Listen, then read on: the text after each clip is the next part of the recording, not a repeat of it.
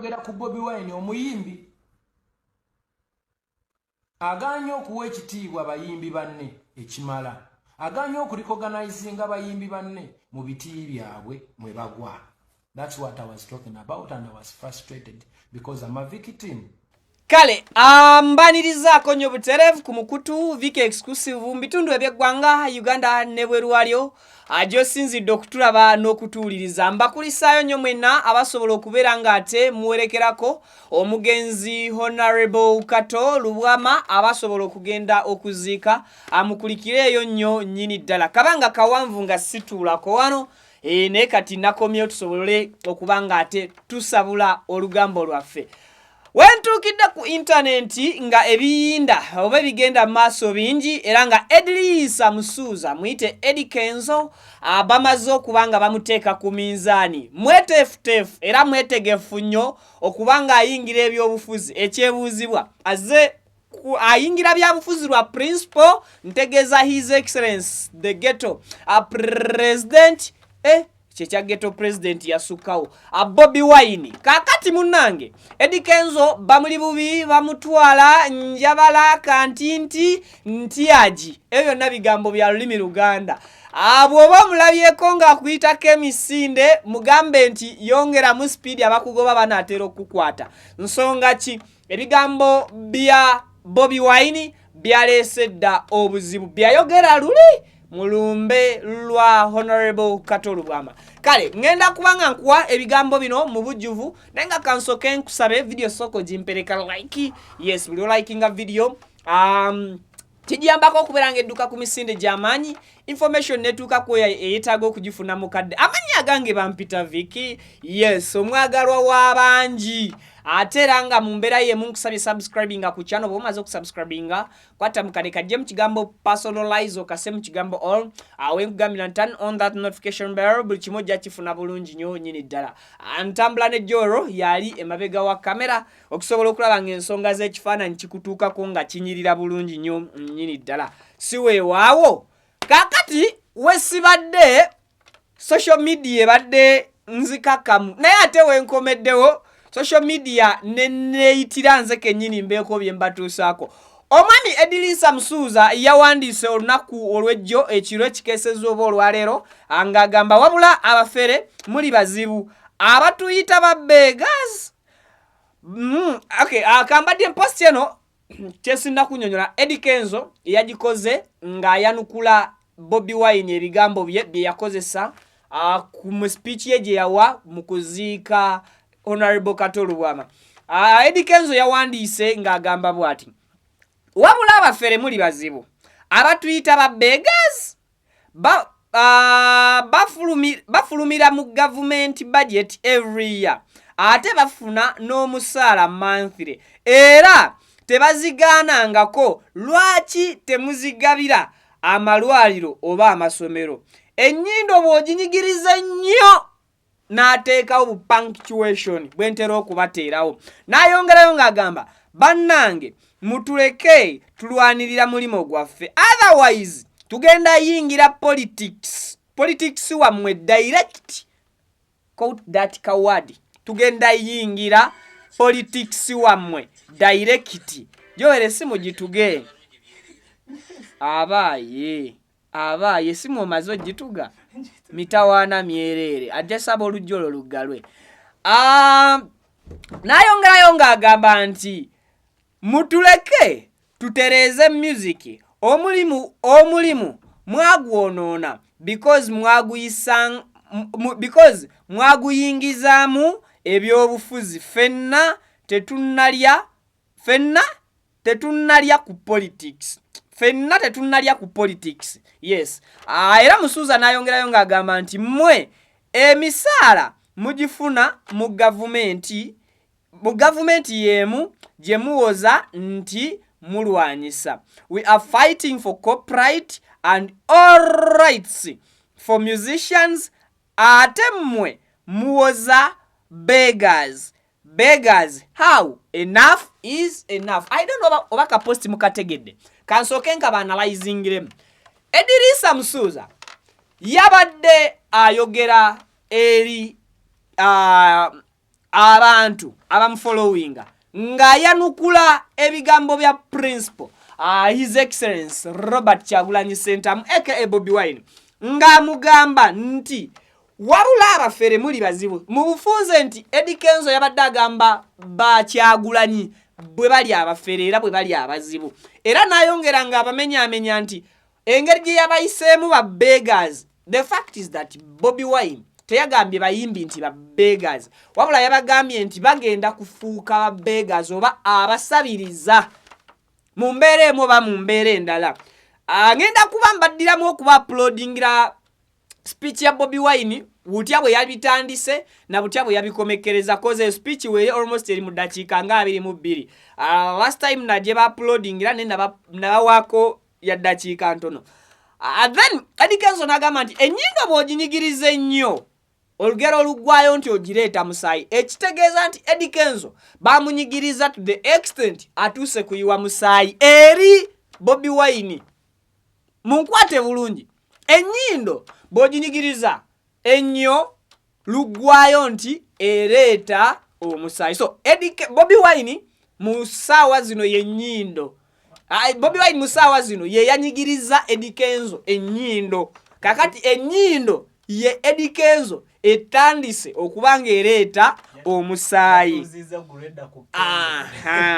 Kakati nayongera agamba bannange mutuleke tulwanirira mulimo gwaffe otherwise tugenda yingira mu politics wammwe direct mucho nti Eddy Kenzo bulijjo yagezaako okugamba nti kakati njagala tulabe ebigambo bino engeri gye bijja biflowingamu oba gye byeddiringanamu.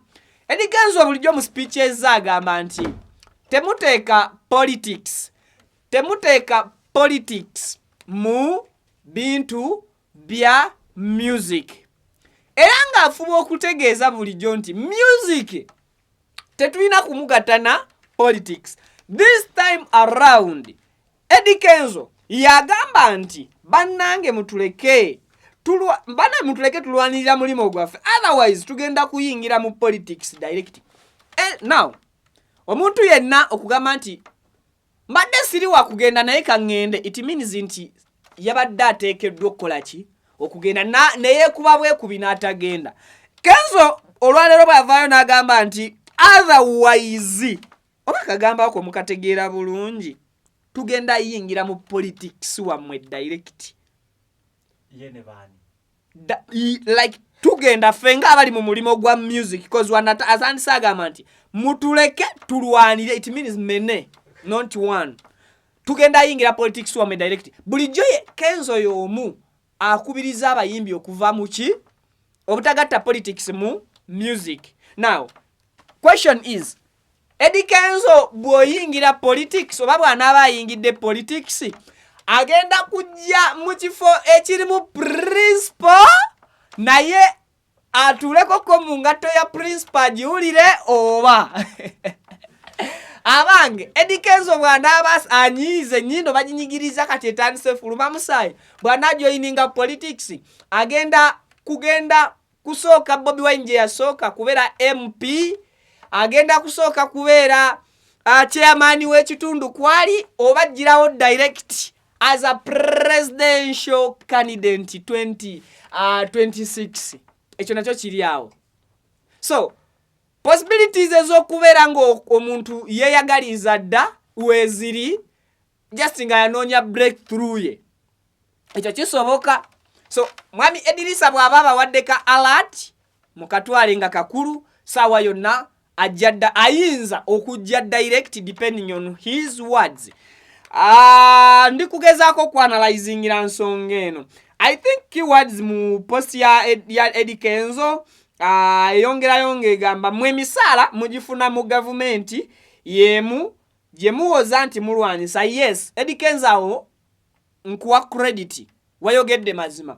Ekituufu kiri nti Bobi Wine afuna omusaala atya Parliament ekibiina ky'obufuzi ekisinga okubaamu n'ababaka abangi mu budget kifuna ssente.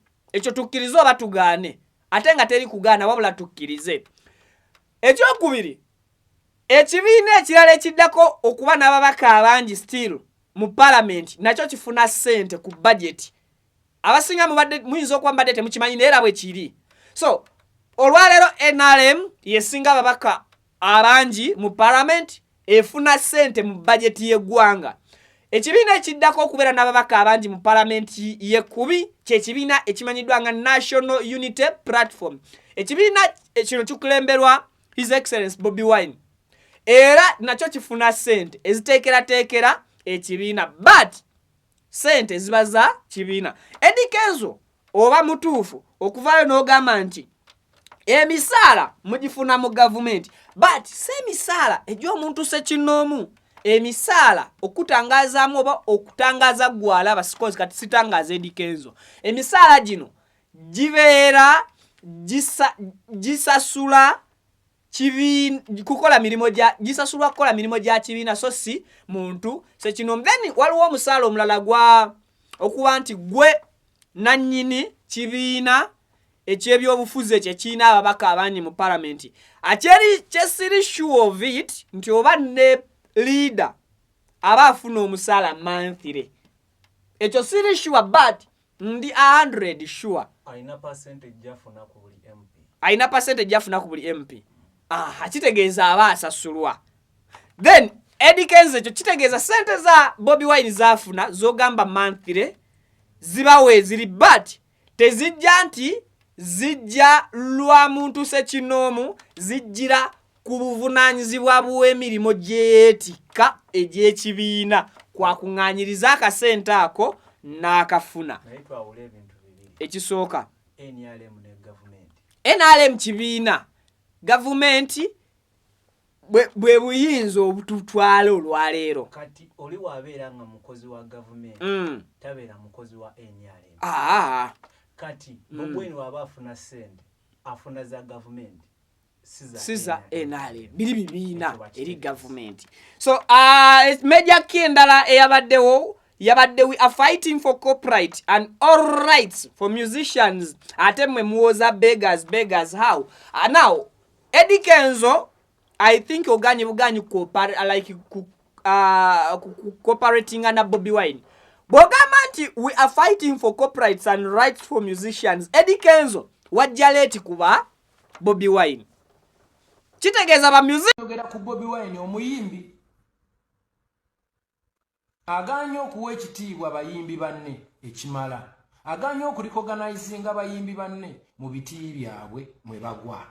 That's what I was talking about and I was frustrated because I'm a victim.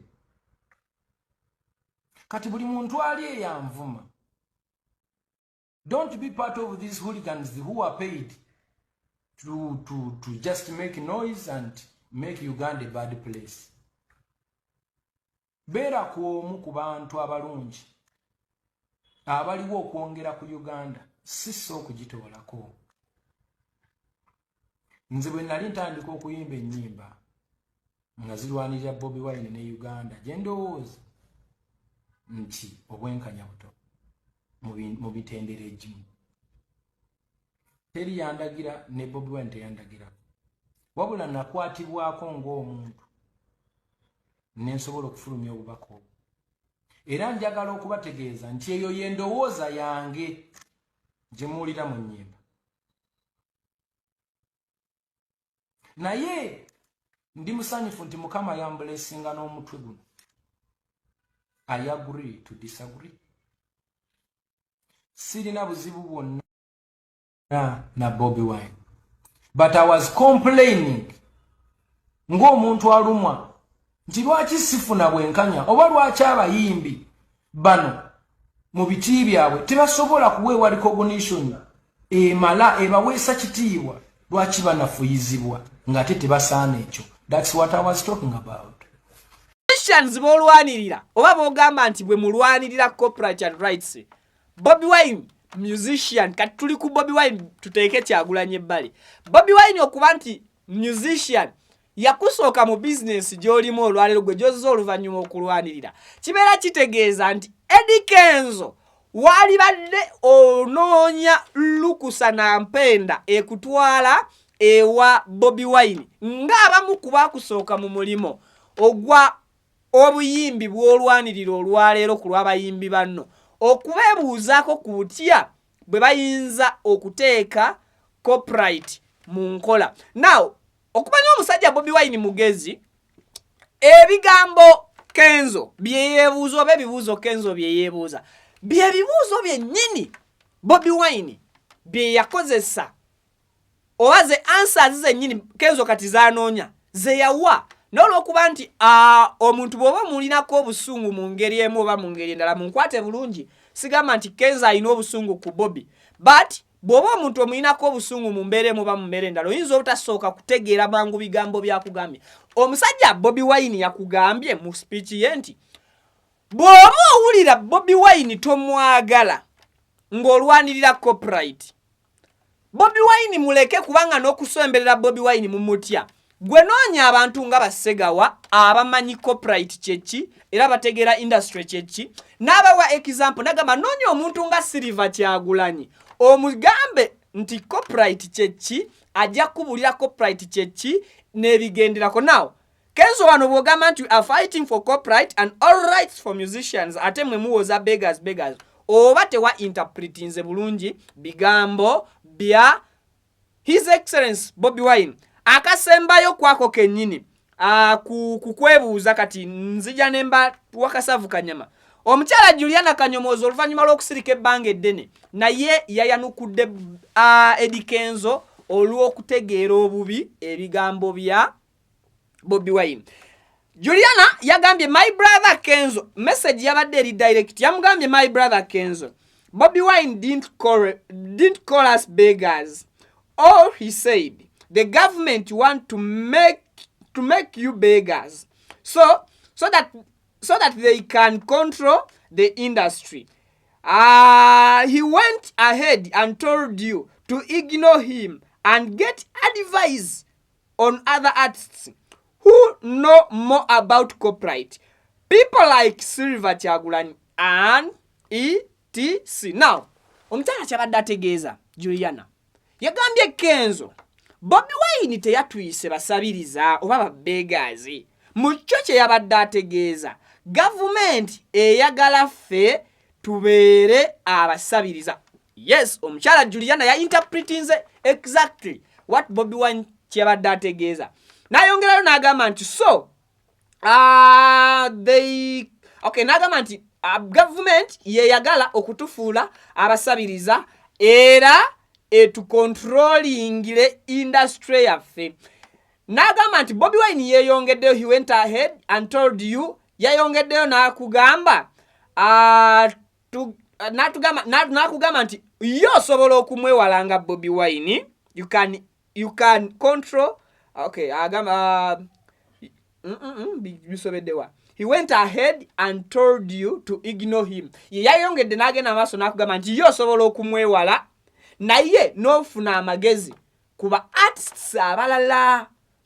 Era n'akugamba nti kuba artists abo yamenyireko Silver Kyagulanyi n'abantu abalala. Now I think my brother, our president of the Uganda Musicians Federation, Eddy Kenzo, osobola okutekinga ebigambo bya Juliana bw'oba togenda tekinga bigambo bya Bobi Wine.